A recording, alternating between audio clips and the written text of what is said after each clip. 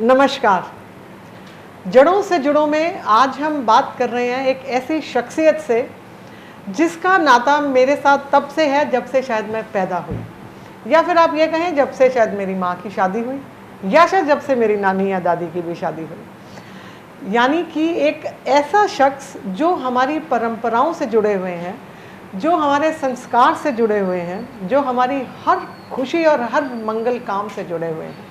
मैं बात कर रही हूँ किन्नर समाज से काजल जी की। काजल जी, आपका बहुत बहुत स्वागत है। नमस्कार। नमस्कार। तो ऐसा कोई खुशी का मौका हमारे परिवारों में नहीं रहता है जिसमें आपका आशीर्वाद जो है उसकी कामना हमारे परिवार ना करते हों। तो एक कल्चर है, ये हमारी हिंदुस्तानी सभ्यता है और इसमें बहुत विरोधाभास भी काफ़ी रहते हैं, काफ़ी अलग अलग तरह के विचार भी लोगों के मन में आते हैं।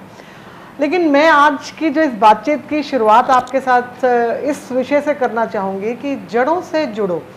इसमें हमारा प्रयास ये रहता है कि हम अपने आसपास के लोगों को, अपने जानकारी में लोगों को ये बताएं और उनसे इस विषय पे बात करें कि जो हिंदुस्तान की जो पुरातन जो जीवन शैली थी वो इस पूरे ब्रह्मांड में, सृष्टि में मानवता के लिए सर्वश्रेष्ठ जीवन शैली है। हाँ जी।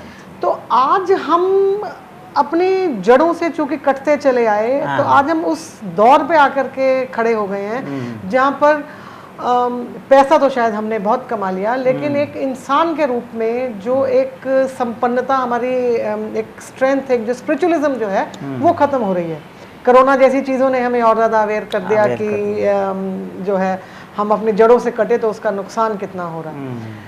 तो मैं आपसे इस विषय पे बात करना चाहूँगी कि अपने संस्कार, अपनी परंपराओं के बारे में आप क्या सोचती हैं, आपका क्या विचार है? मेरा जो विचार है, मैं पहले अपनी मंगलमुखी हूँ।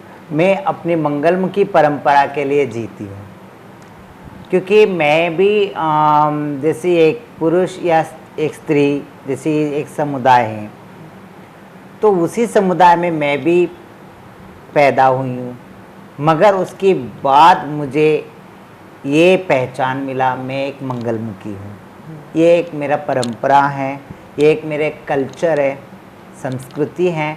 तो मैं अपने आप को गर्व महसूस करती हूँ कि मैं मंगलमुखी हूँ, मैं एक परंपरा से जुड़ी हूँ। जहाँ परंपरा नहीं होता है, जहाँ एक धर्म नहीं होता है, मतलब इंसान का जो धर्म, चाहे कोई भी धर्म हो, कोई भी धर्म हो, मगर उस धर्म में अगर इंसानियत ही नहीं हो तो फिर वो धर्म किस काम की। अगर ऐसा देखा गया तो हमारा सनातन धर्म, तो उसमें इंसानियत कूट कूट के भरा हुआ है। तो इंसानियत ही एक धर्म है और परंपरा जो है वो एक हमारे लिए एक आईना है। क्योंकि हम जब भी आईना जब देखते हैं तो हमारा चेहरा नज़र आती है, तो सिर्फ वो चेहरा नहीं होता है, उस आईने के अंदर सिर्फ चेहरा ही नहीं नज़र आता है, उसके अंदर हमें ये दर्शाता है तो हमारी पहचान क्या है, तो हमारी संस्कृति क्या है और हमारा सोच विचार क्या है, ये सब एक आईना ही बता सकती है। तो परंपरा जो संस्कृति बहुत इम्पोर्टेंट है। परंपरा जो संस्कृति जो है वो अपनों को जोड़ता है और उसके अंदर छोटे बड़े का जो रेस्पेक्ट होती है वो उससे भी जुड़ता है ना? बिल्कुल। और उसके साथ साथ जो हमारा वेशभूष, मतलब जैसे हमारा जो पहनावा जो होता है उससे भी जोड़ता है। आपका जो वेशभूषा और सब देख करके आप इतने खूबसूरत जो आज लग रहे हैं, तो मैं एक आपसे जो बात पूछना चाहूँगी कि जब आपको पता चला कि आप एक किन्नर हैं, तो उसके बाद आपको कैसा, मतलब कोई दुख तकलीफ या कुछ ऐसा अफसोस भरी जिंदगी आप, मुझे लगता है शायद आपने नहीं जी, आप तो बिल्कुल फुल ऑफ लाइफ लग रहे हैं। हाँ जी। तो इसका क्या राज है? देखिए, अगर इंसान को, मानती हूँ हर इंसान के अंदर संघर्ष भरी जीवन चल रही है, मगर जिसकी जीवन में जो संघर्ष ही नहीं है वो जीवन किस काम का है। क्या बात। जो संघर्ष होता है उस जीवन की स्वाद ही अलग होता है, क्योंकि संघर्ष बहुत कुछ सिखाता है। सुख क्या है और दुख क्या है और अपने क्या है और अपनापन क्या है, ये सब जो संघर्ष जो है सिखाता है। मगर मैं इसीलिए खुश हूँ, मैं अपनी परंपरा, अपनी संस्कृति मेरे साथ है, क्योंकि मैं अगर समाज के सामने मैं एक पुरुष पैदा हुई थी, है ना, पुरुष से पहचानते मेरे को, तो उसके बाद मैंने अपनी स्त्री बनी हूँ, स्त्री की कपड़ा पहनी हूँ, मैं अपने आप को स्त्री पहचानती हूँ। तो मैं एक सुहागन हूँ, क्योंकि मेरा गुरु है। हमारे जो मंगलमुखी परंपरा में गुरु ही माँ होती है, गुरु ही बाप होती हैं, गुरु ही अपना सुहाग होते हैं। अच्छा। अब मेरे गुरु सुहाग है, अब मेरे गुरु का नाम का बिंदी लगाऊंगी मैं, और मेरे गुरु के नाम से मैं सजूंगी, मैं संवरूंगी। अच्छा। ये सब मेरे गुरु का नाम के सजी हुई हूँ, तो मैं सुहागन हूँ, मुझे अच्छा लगता है, सजना चाहिए। एक संस्कृति है हमारा, ये हमारा भारतीय परंपरा है।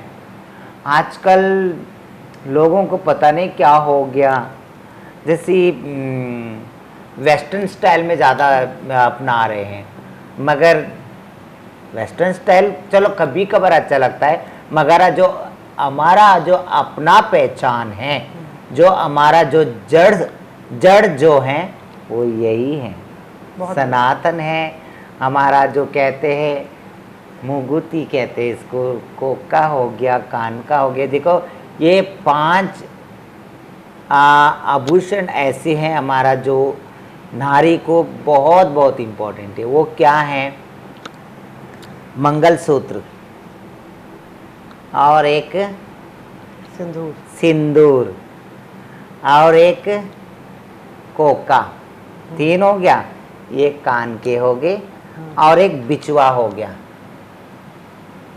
ये 5 जो हैं, 5 तत्व भी होती हैं और 5 पंजे भी होती हैं और 5 नारी के आभूषण, ये बहुत इम्पोर्टेंट है।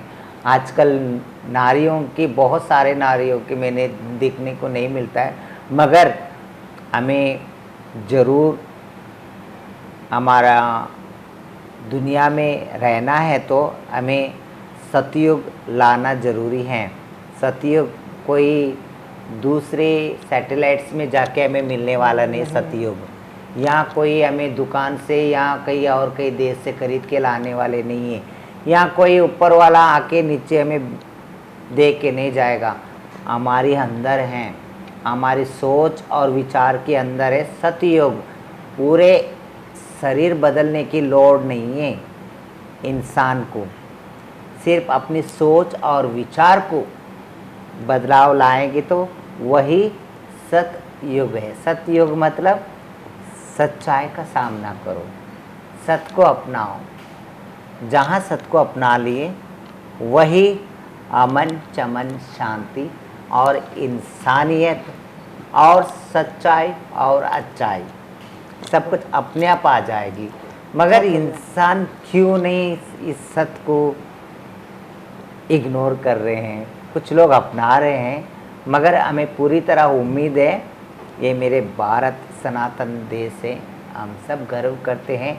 एक दिन नहीं तो एक दिन हमारा भारत की तरफ से ही पूरा दुनिया को यही संदेश जाएगी, सतयुग के अमन, चमन, शांति, इंसानियत और सच्चाई और अच्छाई और कल्चर और परंपरा, ये सब संदेश जाएगी मेरे देश से, ये वादा है।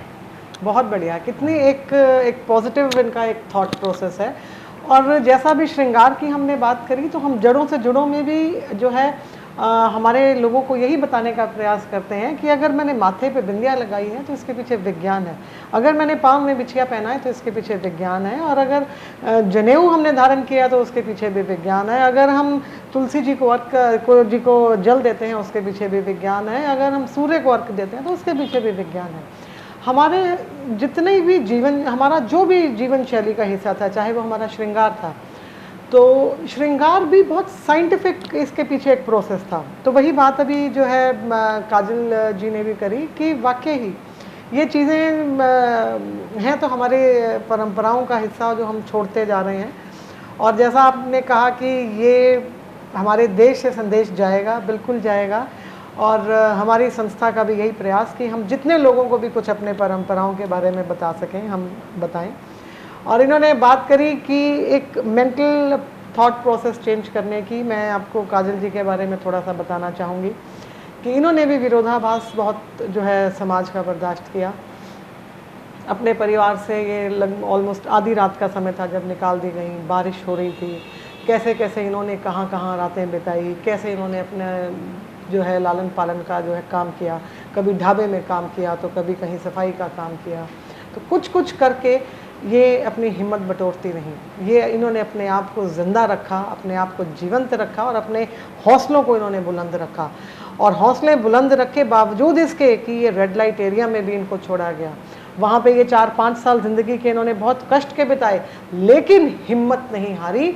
और उसके बाद आज जिस समाज में हैं, किन्नर समाज में हैं, इन्होंने किन्नर समाज के लिए बहुत जो है प्रयास किए। एक पिटीशन जो 2007 में मेरा ख्याल जो फाइल किया गया था कि किन्नरों को 3rd जेंडर का दर्जा मिले, उसमें इनका बहुत अहम योगदान रहा। तो मैं चाहूँगी कि आप उस विषय पे भी एक बार हमारे साथ कुछ बात करें। मैंने पहले भी बता चुकी हूँ इसके बारे में, बहुत सारे लोगों को बता चुकी है। जो 2007 में मैंने Punjab and Haryana high court के जरिए, या 2007 या 8 के बीच में, reservation for others, government jobs for others, तो उसके लिए मैंने पिटीशन फाइल की। जितना हुआ उतनी मैंने लड़ी झगड़ी। तो फिर बाद में मेरा ही अपनी कम्युनिटी की वजह से कुछ लोगों की मुझे हरासमेंट करते थे हमारे कम्युनिटी के लोग, तो जॉब मांगने लगी हैं, तो अभी हमारा बीक बंद करवा के तो पानी पिएगी, वो करेगी, ये करेगी, तो पानी में रह के मगरमच्छ से बैर ले रही है। दुनिया का मुझे ये टॉर्चर करके उन्होंने मुझे छुटवा दिया, मगर मैं जितना होगा उतना लड़ी। तो उसी पिटीशन को फिर बाद में कुछ संस्था ने आगे बढ़ा के फिर बाद में 2014 में हमें मिली गई, जो मेल एंड फीमेल और 3rd जेंडर के आ गया। बहुत बढ़िया।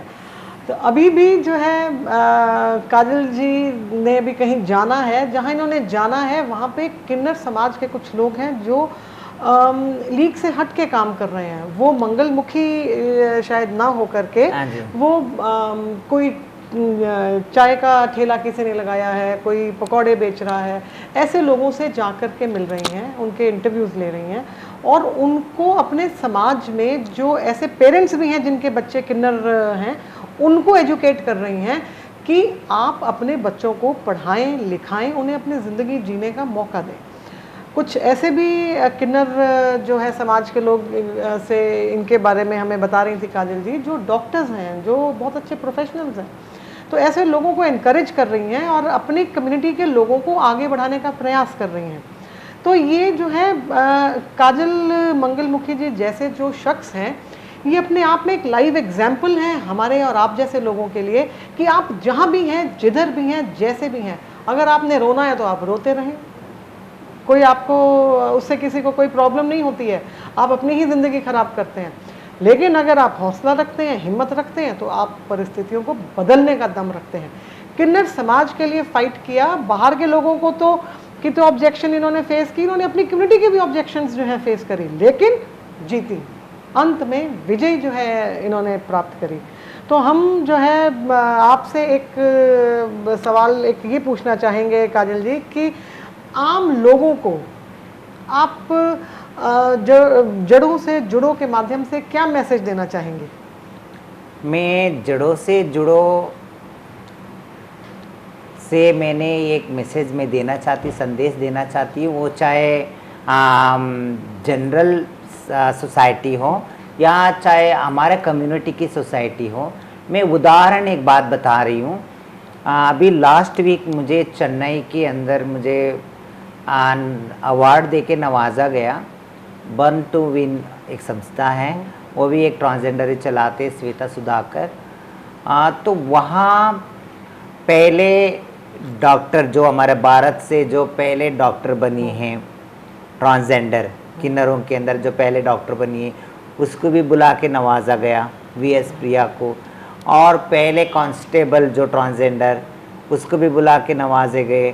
फिर रेलवे जूनियर इंजीनियर, और उसके साथ साथ बहुत सारे अचीवर्स थे वहाँ, अचीवर्स थे जो ट्रांसजेंडर्स थे।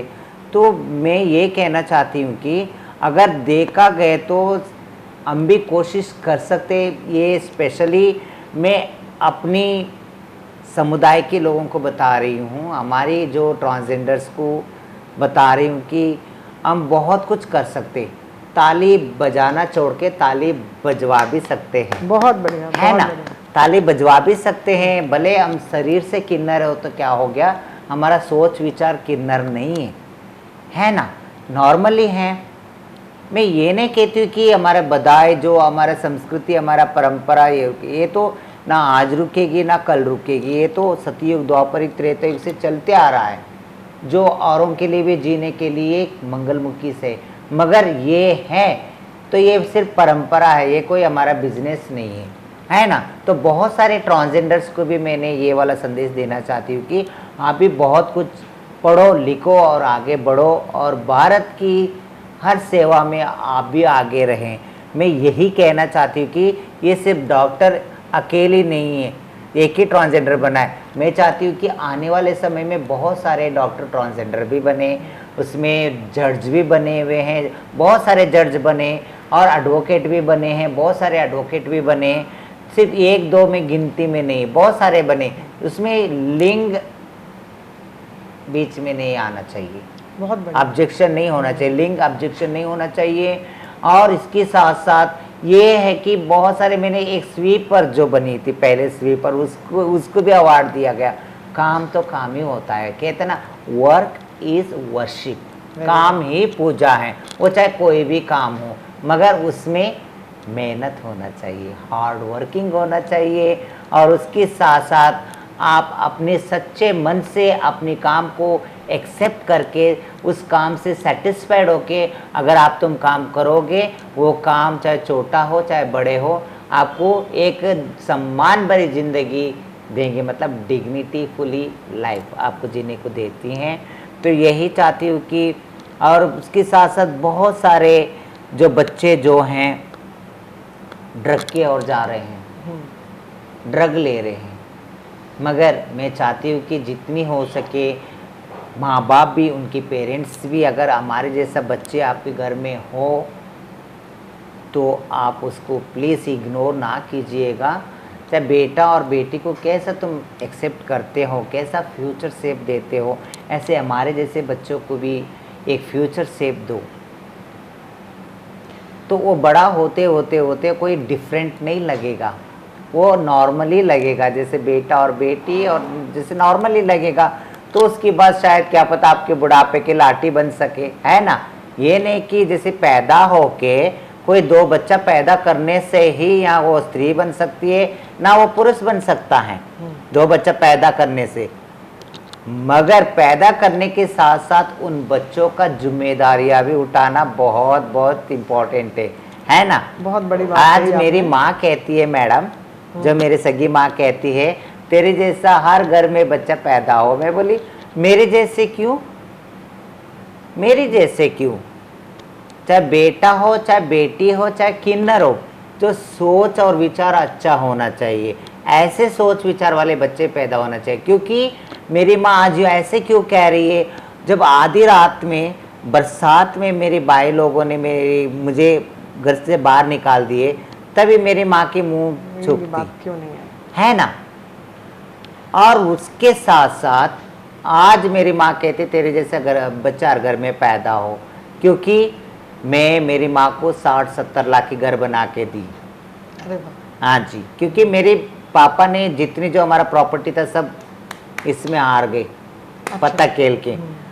और जो थोड़ा सा प्रॉपर्टी बचा था वो प्रॉपर्टी बेच के उसमें और थोड़ा पैसे डाल के मैंने घर बनाई। आज वो 60-70 लाख की वैल्यू है उस घर की। और जो मेरे भाई, जो दो भाई थे जो मुझे निकाले थे, तो एक भाई ने तो अपनी वाइफ के साथ अपनी फैमिली के साथ खुश है, मेरी माँ को निकाल दिया आधी रात को। अच्छा। हाँ, तो दूसरे भाई जो हैं वो इसकी गुलाम है, ड्रगिस्ट है वो। ओहो। उस भाई को भी मैंने ड्रग छुड़ा दी, मैंने रिहैबिलिटेशन में डाल के 6 साल मैंने नशा मुक्ति केंद्र में डाल के उस बड़े भाई का भी नशा मैंने छुड़वा दी। और आज के 18 साल पहले उसी जो नशे करता था उस भाई का बच्चे, जो दोनों बेटों को मैंने अडॉप्ट करके, एक को आज मैंने वेटरनरी सर्जन बनाए मैंने। अरे वाह। और एक है हार्डवेयर इंजीनियर है। आज मेरी माँ देख देख के खुश होती है कि ये कैसे, ये सपना है कि सच है। कितनी बड़ी और कितनी खूबसूरत बात, कितनी सहजता से इन्होंने कह दी कि आज वही माँ जो आधी रात को जिन्होंने घर से अपने एक बच्चे को निकाला, आज वो कह रही हैं कि ऐसा बच्चा हर घर में पैदा हो। तो ज़रूरी नहीं है कि एक माँ और बाप ही एक बच्चे को जन्म दें, एक बच्चा भी माँ को जन्म देता है। तो ये उनमें से एक, ये she is such an example. और बहुत सही है कि हम एक्सेप्ट करें कि एक जैसे थर्ड जेंडर का अब तो लीगल भी एक हो गया है कि मेल फीमेल एंड अदर्स।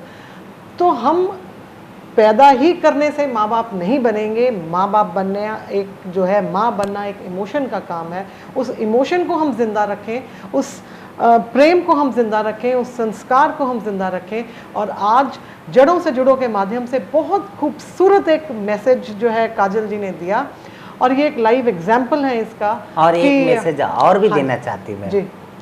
एक मैसेज वो भी है, हमारी जैसी जो बहुत सारे जो मंगलमुखी स्किनर हैं अपनी शरीर बेच देते हैं और भीख मांगते हैं, और घर घरों में जाके नाच के गा के दुआ दे के वहाँ से जो बधाई लेके आते हैं, वो कोई अपना जीवन जी लेते हैं।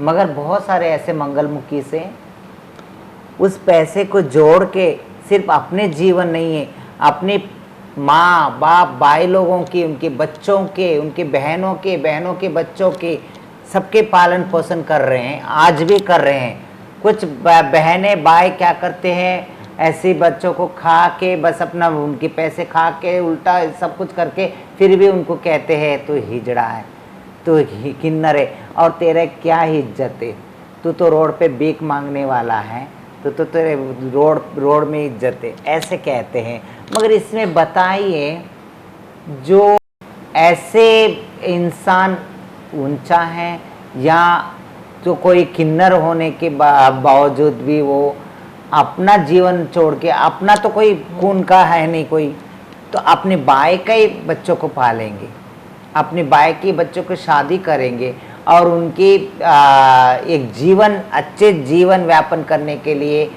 मदद करते हैं, तो सब कुछ में आगे रहते। फिर भी कुछ फैमिली एक्सेप्ट नहीं करते, ऐसे को खा लेते हैं, उनसे लेके पैसा ले लेते हैं, सब कुछ करके भी फिर बाद में एक्सेप्ट नहीं करते। मैं ऐसे जो परिवार को मैं कहना चाहती हूँ, ऐसे फैमिली को कहना चाहती हूँ कि आप प्लीज़ ऐसा ना कहिएगा, क्योंकि एक बार जो निकला हुआ जबान से जो शब्द वो वापस नहीं आ सकता है ना। बत्तल से जो अगर कोई बाण बाहर निकलेगा तो सीधे ही बाण जाते हैं, ऐसे जबान से जो निकला हुआ बात वापस नहीं आ सकते। तो सिर्फ दिल तोड़ सकता है वो बात, है ना, या दिल को जोड़ सकता है, या दिल को जोड़ सकता है या तोड़ सकती है। आप दिल जोड़ने की बात कीजिएगा, दिल तोड़ने की ना बात कीजिएगा। तो हम भी इंसान हैं, तो हमें भी जीने के लिए, मैं सबके लिए नहीं कह रही, बहुत सारे ऐसे हैं जो बहुत अच्छे दिलदार होते हैं, बहुत प्यार करते हैं, तो एक ही जैसे समझते हैं।